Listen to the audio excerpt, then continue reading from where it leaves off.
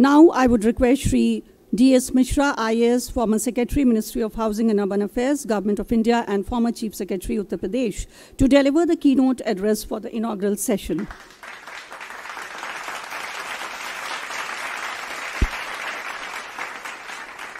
माननीय राज्य मंत्री, ministry of housing and urban affairs, government of India, माननीय नगर विकास मंत्री, गवर्नमेंट ऑफ बिहार,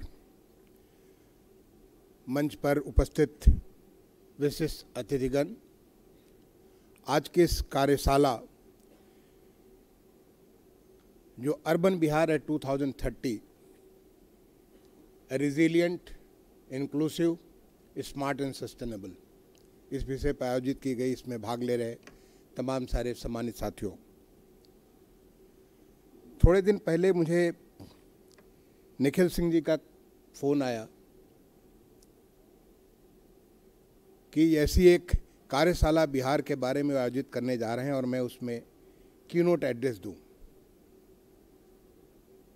मुझे बहुत अच्छा लगा। मैंने कहा ये हो कहाँ रहा है, तो बताया कि Chandragupta institute of management Patna में हो रहा, और ये बिल्कुल IIM के समतुल्य ऐसा इंस्टीट्यूट है। मुझे बहुत अच्छा लगा। मैंने तत्काल कहा कि मैं इसके लिए सहमत हूँ, मैं आऊँगा, क्योंकि इस शहर से मेरा बहुत घनिष्ठ रिश्ता है।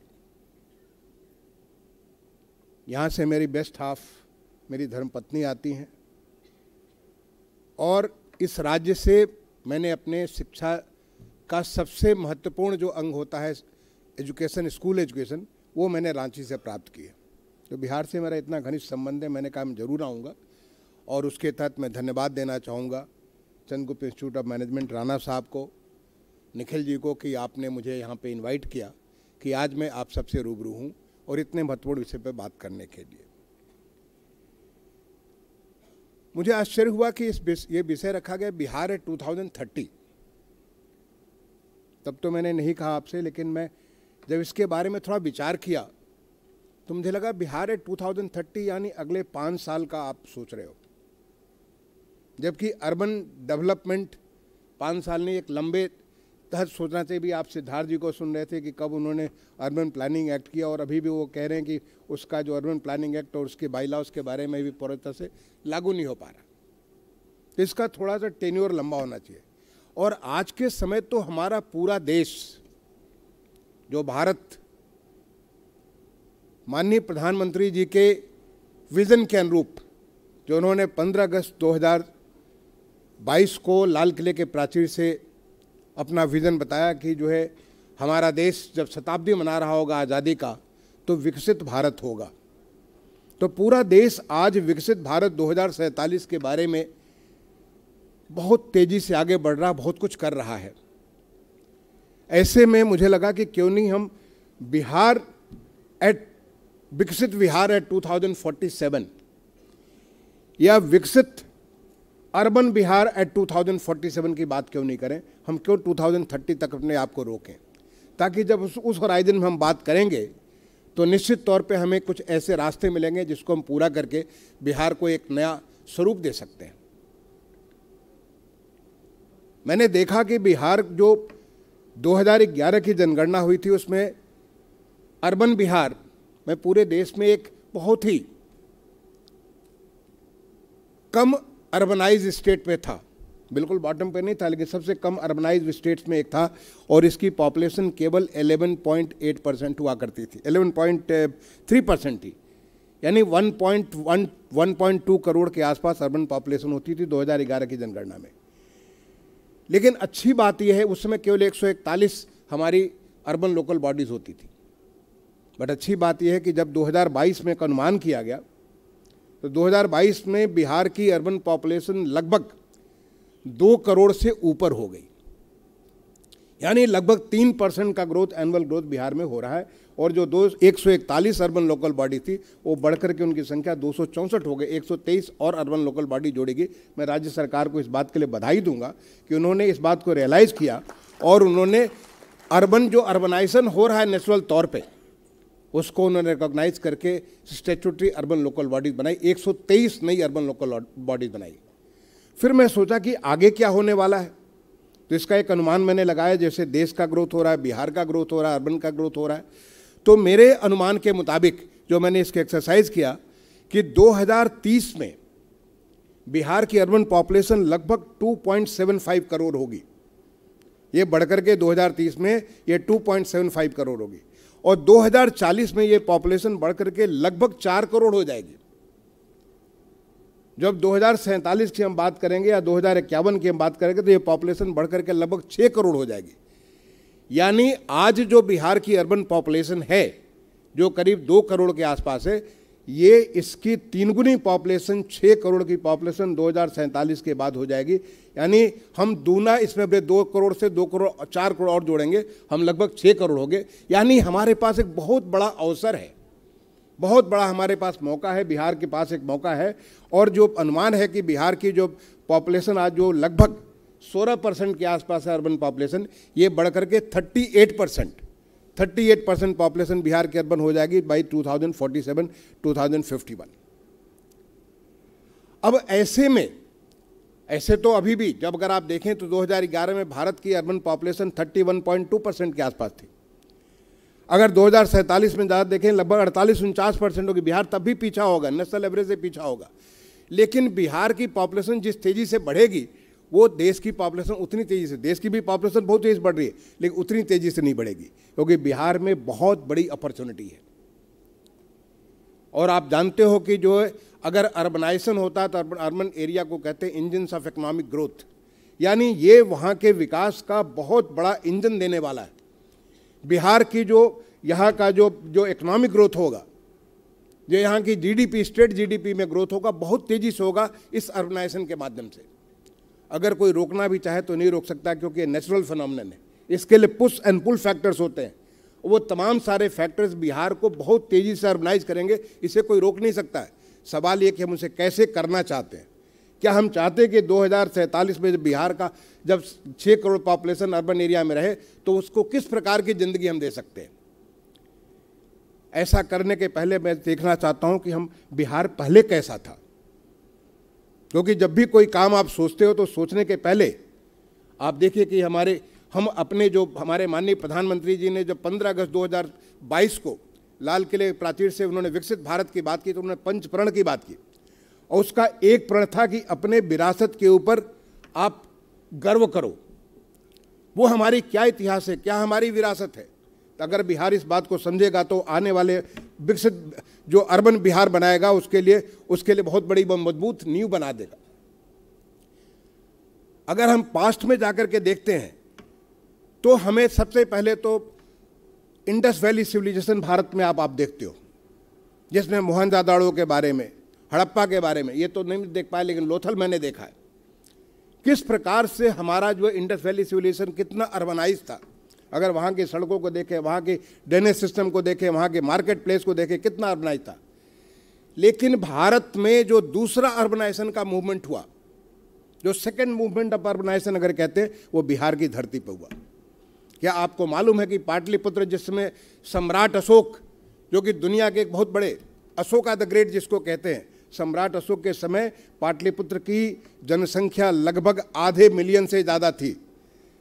5 लाख से ज़्यादा आबादी पाटलिपुत्र की थी। और उस समय वो दुनिया के जितने भी शहर हैं, मैंने इसके रिसर्च किया, दुनिया के, यहाँ तक कि रोम, जिसके बारे में रोमन एम्पायर की बात आप करते हैं, 3rd BC में बात करते हैं, तो रोमन एम्पायर का रोम भी की पॉपुलेशन उसमें 3 लाख की पॉपुलेशन हुआ करती थी, जब पाटलिपुत्र की पॉपुलेशन 5 से 6 लाख की हुआ करती थी। जो सेकंड अर्बनाइजेशन का मूवमेंट था हमारे देश में, वो इसी धरती से, बिहार की धरती से हुआ।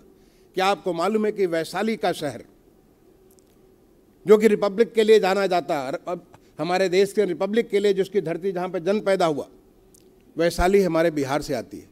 क्या आपको मालूम है कि बिहार में इतने सारी जो है डेवलपमेंट के, जो राजगीर है, इतना महत्वपूर्ण स्थान हुआ करता था।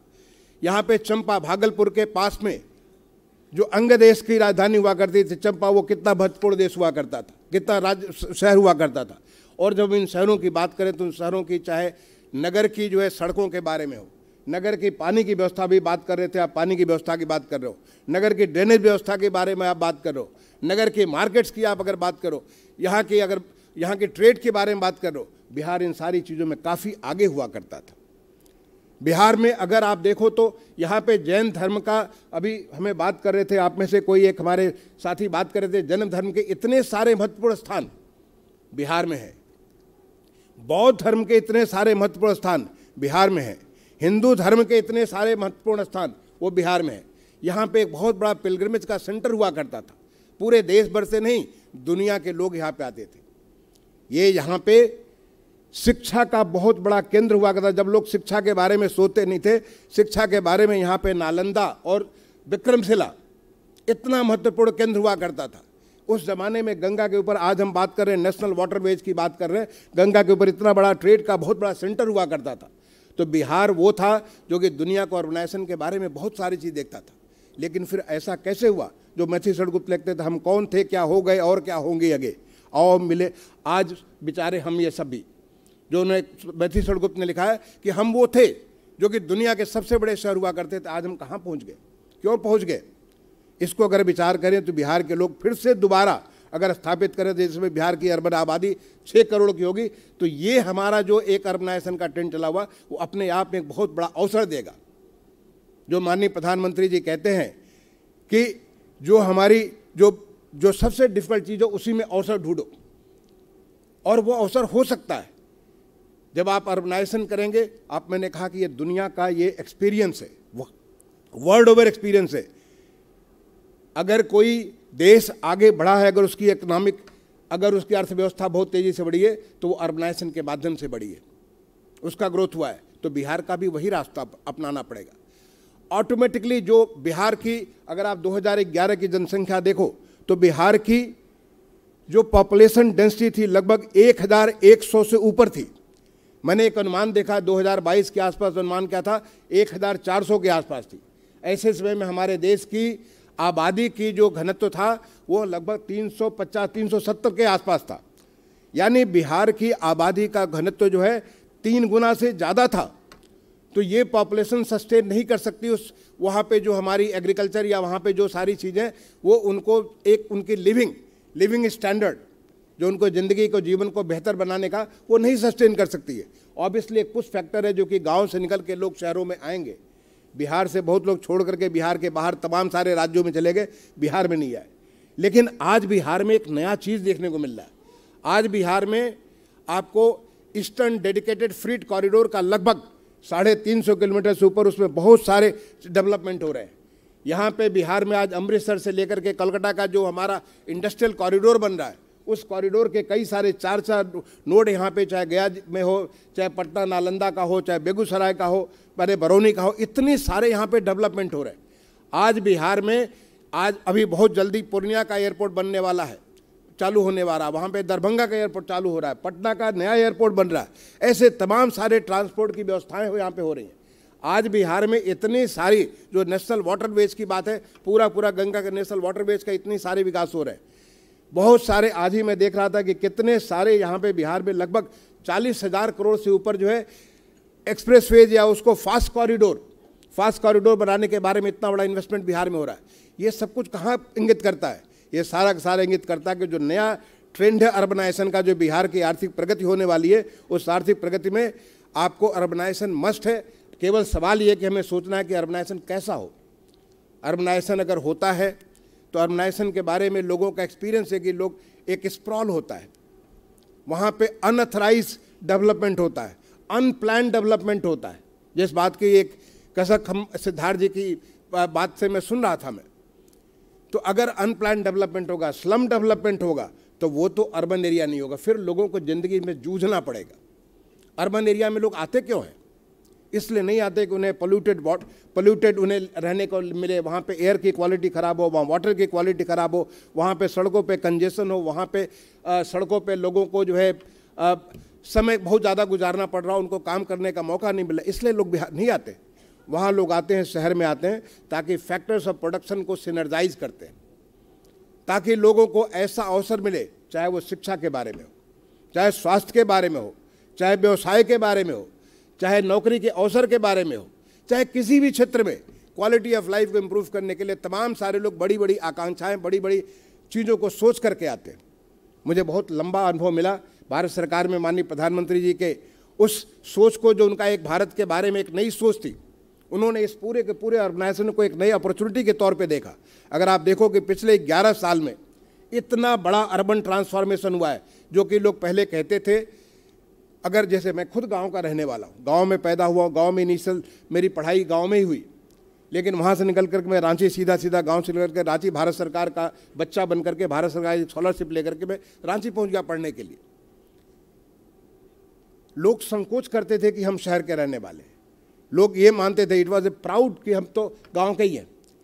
लेकिन आज भी उसके सोच में परिवर्तन हुआ और अर्बन के बारे में जो अर्बन मिशंस, इतने सारे अर्बन ट्रांसफॉर्मेशन अर्बन मिशन, चाहे स्वच्छ भारत मिशन हो, चाहे वो स्मार्ट सिटी मिशन हो, चाहे वो अर्बन लाइवलीहुड मिशन हो, चाहे Atal mission for urban rejuvenation and transformation हो, चाहे वो ट्रांसपोर्ट के बारे में, मेट्रो का पूरे देश में आज 1 करोड़ से ज़्यादा लोग मेट्रो में हर दिन चलते हैं। आज 1000 किलोमीटर से ज़्यादा मेट्रो जो है पूरे देश में चल रही है और लगभग 900 किलोमीटर से ज़्यादा मेट्रो के ऊपर काम चल रहा है। आज हमारे देश में RRTS, ये सब कुछ ट्रांसफॉर्मेशन केवल पिछले 11 साल में हुआ है। नहीं तो अर्बन के बारे में हम बहुत एक छोटा सा हमने कोशिश बड़ी एडहॉक अप्रोच में JNNURM के माध्यम से 2004 में हमने शुरू किया था, लेकिन उसके रिजल्ट जैसे एडहॉक वो था उसी प्रकार से एडहॉक उसके रिजल्ट भी हो रहे थे। 2014 के बाद से पहले बार एक इंटीग्रेटेड तरीके से सोचने का तरीका माननीय प्रधानमंत्री जी ने दिया और उसका नतीजा आज आपको सबको देखने को मिल रहा है। आज स्वच्छ भारत मिशन 2.0 आ गया है, आज अमृत 2.0 आ गया, आज प्रधानमंत्री आवास योजना 2.0 आ गया। ये जो कई सारी नई चीज़ें, आज जो हमारा जो स्ट्रीट वेंडर है, वो स्ट्रीट वेंडर के लिए PM स्वनिधि के माध्यम से उसकी ज़िंदगी सुधारने का पहले बार कार्यक्रम हुआ। पहले बार कोविड के दौरान एक अफोर्डेबल आपका housing, rental housing, affordable rental housing का प्रोग्राम, जो कि आज चौथा वर्टिकल बन गया PMAY का, मुझे इस बात का गर्व है, जिसको कोविड के बाद लाने का मुझे मौका मिला। और ऐसा पहले बार सोचने का मौका मिला जिससे लोगों की ज़िंदगी सुधर सके, लोग बेहतर क्वालिटी में, एक इंक्लूसिव इंडिया जिसकी सोच, अगेन पंचप्रण का चौथा प्रण जो है इंक्लूसिव इंडिया का प्रण है, वो चौथे प्रण के बारे में इंक्लूसिव इंडिया के लिए हर एक को एक अच्छा मकान मिलना चाहिए, एक ऐसा अवसर मिलना चाहिए जिससे भगवान ने उसको जो क्षमता दे रखी है उस क्षमता को बेहतर से बेहतर कर सके। तो ये एक मौका है जो कि हम लोग अर्बनाइजेशन के माध्यम से कर सकते हैं। अब अगर करने के लिए आज बहुत सारा मौका है बिहार के लिए। आपने कहा कि इसमें बिहार में हमको क्या कुछ कर सकते हैं, बहुत कुछ कर सकते हैं। आज जितने भी भारत सरकार के मिशंस हैं, वो सारे के सारे मिशंस, जो प्रधानमंत्री जी का अप्रोच है कि सारे के सारे मिशंस हमको सेचुरेशन मोड में काम कर रहे हैं। स्वच्छ भारत मिशन सेचुरेशन मोड में काम कर रहे हैं।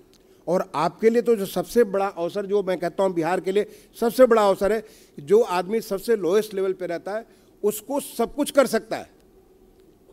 आप वो सब कुछ कर सकते हैं जो आप सोच सकते हैं, जो ऑलरेडी जब आप अगर आपको क्लास में सोचिए कि क्लास में अगर किसी बच्चे का 90 नंबर आ रहा तो उसको 95 नंबर लाना बड़ा मुश्किल होता है, क्योंकि ऊपर पहुँच चुका है।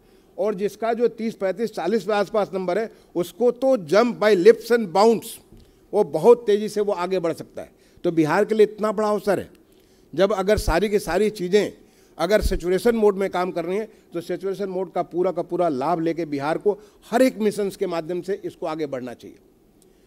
आज बिहार को अर्बन प्लानिंग बहुत महत्वपूर्ण है, और अर्बन प्लानिंग के बारे में नई local area plan and town planning scheme, ये मुझे मौका मिला और सेप्ट के माध्यम से नए कॉन्सेप्ट्स इन अर्बन प्लानिंग ये डेवलप किया, और हर राज्य को हमने ट्रेन करने की कोशिश की। पूरा अर्बन प्लानर, आपको नए अर्बन प्लानर्स लाने की जरूरत है, और अगर अर्बन प्लानर नहीं ला सकते तो 15 फाइनेंस कमीशन में एक शेयर्ड सर्विसेज की बात की गई कि आप ऐसे बना सकते हैं जिसके माध्यम से वहाँ से लोगों को उनकी अर्बन प्लानिंग की उनको मौका मिले, जो नए शहर बने वो पूरे प्लान शहर बने, और उनका मॉनिटरिंग भी कर सकते हैं, उनको निगरानी भी आप रख सकते हैं, उनका इम्प्लीमेंटेशन भी आप शेयर्ड सर्विसेज के माध्यम से करा। ये सारा चीज़ यहाँ पे उपलब्ध है, केवल बिहार को उसको लेने की बात है कि उसको कैसे हम लोग ले सकते हैं। ये अपॉर्चुनिटी आपके पास है, बिहार के पास अपॉर्चुनिटी है कि हम इसको जो है, जो हमारा अभी बात कर रहे थे national urban development mission, national digital mission, urban digital mission की बात कर रहे थे, ये भी मुझे करने का मुझे गौरव मिला है। जैसे सेक्रेटरी मैंने इसको सोचा देश को कि क्यों नहीं हम लोग एक लाइन में लाएं, क्योंकि अल्टीमेटली चाहे वो गया का अर्बन एरिया हो, चाहे वो तमिलनाडु का हो, चाहे केरला हो, सबका तो एक ही जैसी रिक्वायरमेंट है, हम लोग क्यों नहीं ला सकते। तो नेशनल अर्बन डिजिटल मिशन जो है उसको क्या हमसे अलाइन कर सकते हैं, स्टेट अर्बन डिजिटल मिशन के माध्यम से कर सकते हैं, क्योंकि टेक्नोलॉजी की कमी नहीं है ना हमारे। अगर आप जाकर के देखो कि दुनिया में अगर टॉप लेवल पे आप चाहे गूगल को ले लो, माइक्रोसॉफ्ट को ले लो, वहाँ पे काम करने वाले बहुत सारे बिहार के लोग मिलेंगे, बड़ी सारी संख्या में बिहार के लोग जो यहाँ से निकले वो जाकर के एक से एक वहाँ पे, चाहे दिल्ली में हो, चाहे चेन्नई में हो, चाहे बेंगलोर में हो, चाहे वो यूएस में हो, जर्मनी में हो, वहाँ पे बिहार के लोग बैठे हुए। अगर एक बार उनको यहाँ पे मौका मिले तो वो कितना सारा कुछ कर सकते हैं, क्योंकि इस अवसर को हमें खोने नहीं देना है। अगर आप ये सोचो तो आज बिहार में सीता माता का बहुत बड़ा, सीतामढ़ी में इतना बड़ा पुनौरा धाम में काम कर रहा है, इतनी सारी यहाँ पे जो है, मैं उत्तर प्रदेश का मुख्य सचिव रहा और मुख्य सचिव के रूप में मैंने देखा बिहार अयोध्या का जो एक डेवलपमेंट किया गया, भगवान राम वहाँ पे आए और आप देखिए अयोध्या में करोड़ों की संख्या में लोग वहाँ पे आने लगे। कितनी बड़ी वहाँ की, न केवल अयोध्या की बल्कि अयोध्या के आसपास की पूरी अर्थव्यवस्था में कितना बड़ा इजाफा हुआ और कितना आगे इजाफा होने वाला है। बिहार में तो इतने सारे मौके हैं और वो सारे के सारे शहरों के तौर पे उसको आगे बढ़ने का मौका होगा। बिहार एक इतना सारा एग्रीकल्चर, हॉर्टिकल्चर का एक हब है, इतनी सारी, क्योंकि अगर अर्बनाइजेशन होगा तो अर्बनाइजेशन के लिए इंडस्ट्रियलाइजेशन या उसके लिए हमें सर्विस इकोनॉमी को भी ध्यान देने की बहुत ज़रूरत है। जब तक कि हम उसको, अपनी इकोनॉमी को केवल हम लोगों की ज़िंदगी को सुधार न करें बल्कि उनको ऐसे अवसर क्रिएट करें जिस अवसर के माध्यम से वो वहाँ पे रहें और उसको आगे बढ़ें। तो क्या हम ये सब कुछ करने के लिए, इतनी सारी यहाँ पे मौके हैं बिहार में करने के लिए जिसको हम लेकर के आगे बढ़ सकते हैं। आज जो टेक्नोलॉजी के बारे में मुझे बड़ा अच्छा लगा, मैंने जब पढ़ा, मुझे यहाँ से मैंने अब प्रिंसिपल सेक्रेटरी अर्बन से मैंने नोट मंगाया कि क्या क्या बिहार में आजकल हो रहा है। मुझे बड़ा अच्छा लगा कि यहाँ पे लगभग 29 लाख का टारगेट था टोटल अर्बन वाटर कनेक्शन के लिए और उसमें करीब 25 लाख कनेक्शन, 85% कनेक्शंस कर दिए गए। मेरे ध्यान में आया कि अगर ये तो कनेक्शंस कर दिए गए, बहुत अच्छी बात है, इसके लिए बिहार सरकार को बहुत बहुत बधाई है। लेकिन साथ ही में एक नया विजन प्रधानमंत्री जी से हमें मिला और इसको हमने इम्प्लीमेंट करने का मुझे सौभाग्य मिला। पहला शहर पुरी में 24/7 एंड ड्रिंक फ्रॉम टैप, माने 24/7 आप जब चाहे पानी का टैप खोलिए और उसको पानी आपको मिलेगा और जिस किसी टैप को खोलिए उसको पानी को आप पी सकते हैं, इस क्वालिटी का पानी है। यानी आपकी लर्निंग है कि आप न केवल पानी के लिए इंफ्रास्ट्रक्चर खड़ा कर रहे हैं, नहीं तो हमारे देश में स्थिति थी कि शहरों में रिक्वायरमेंट है केवल 130 लीटर पर हेड की पर डे की रिक्वायरमेंट होती है। 400 लीटर, मैं सर बताऊंगा, 400 लीटर 450 लीटर उपलब्ध था, लेकिन वो पानी दे रहे थे 4 घंटा सवेरे और 4 घंटा शाम को। और अगर आप ड्रिंक फ्रॉम टैप एंड 24/7 अगर कर देते तो केवल 80-90 लीटर की रिक्वायरमेंट रह जाती है। उसका नतीजा क्या हुआ, आप सोचे कितना स्मार्ट थिंकिंग है। अगर आप 400 लीटर की जगह 90 लीटर अगर आपको या 80 लीटर आपको पर हेड करना हो तो कितना कम पानी आपको एक्सट्रैक्ट करना पड़ेगा, यानी उतनी आपकी एनर्जी बच जाएगी। कितना कम पानी आपको ले जाना पड़ेगा पाइपलाइन में, उतनी एनर्जी बच जाएगी।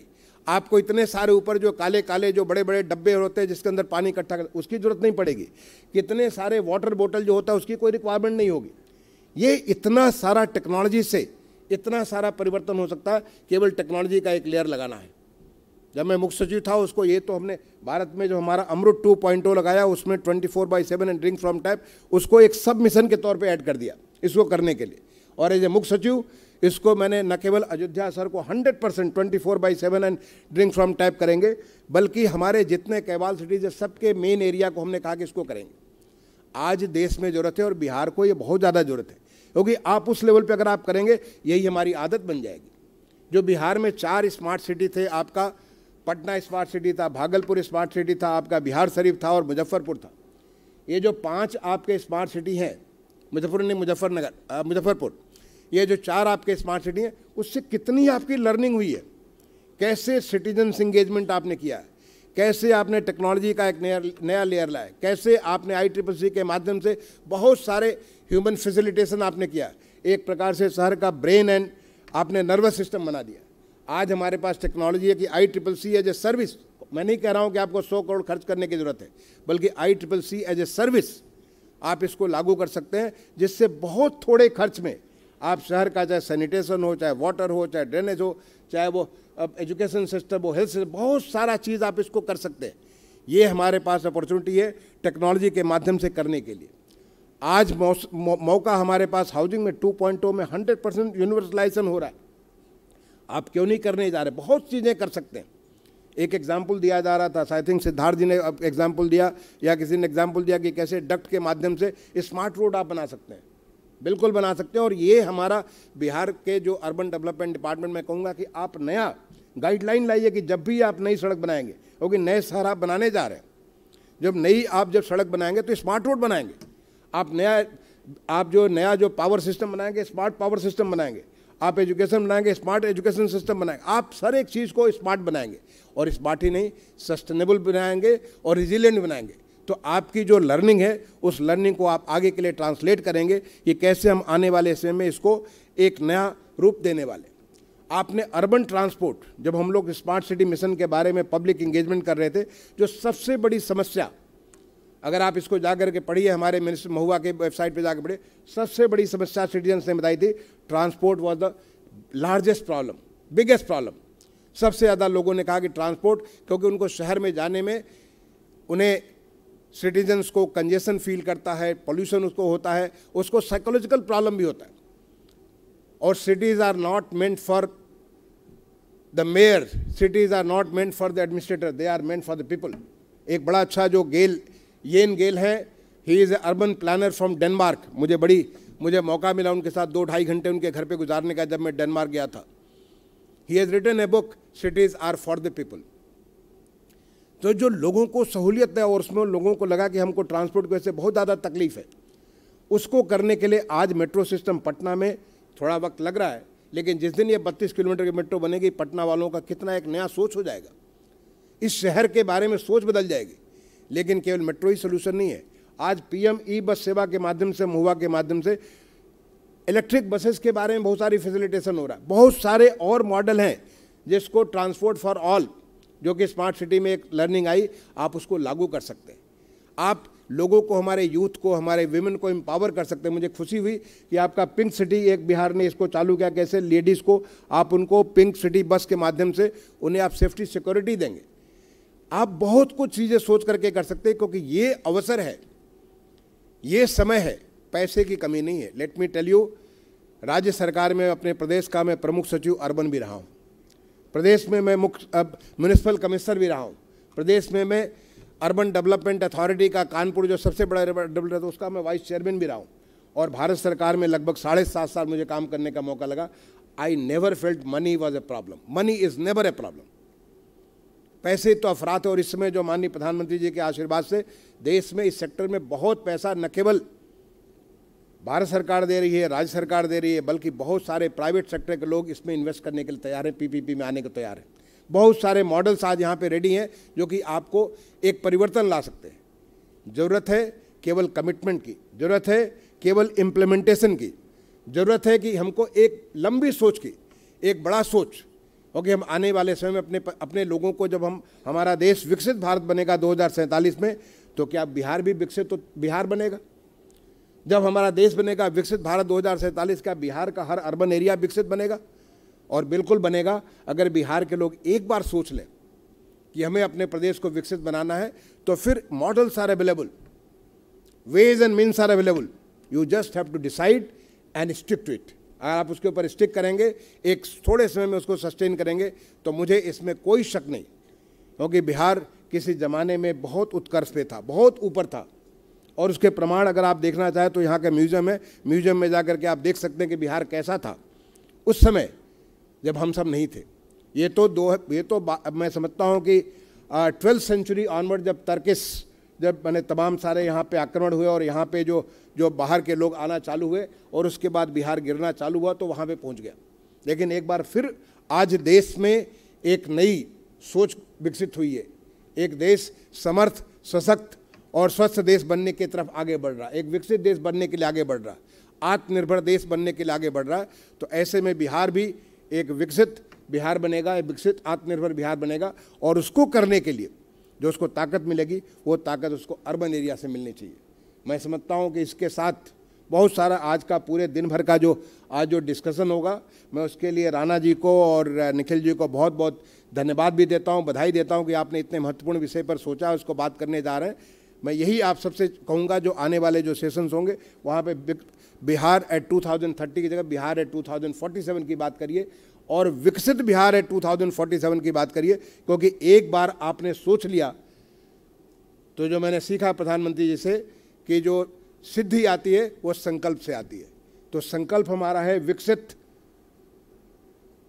शहरी बिहार 2047, विकसित शहरी बिहार 2047, ये हमारा संकल्प है। और संकल्प है तो सिद्धि अपने आप लाएगा, क्योंकि वो उसके बाद जो इतना सारा यूथ यहाँ पे, जो यहाँ से लोग निकल रहे हैं या बहुत जगह से निकल रहे हैं, वो सारे के साथ उसके जुड़ करके उसको आगे बढ़ाएंगे। एक बार इस पूरी सिंपोजियम के सक्सेस के लिए मैं बहुत बहुत धन्यवाद दूंगा और राणा जी को और आपके संस्थान को मुझे यहाँ मौका देने के लिए बहुत बहुत धन्यवाद दूंगा।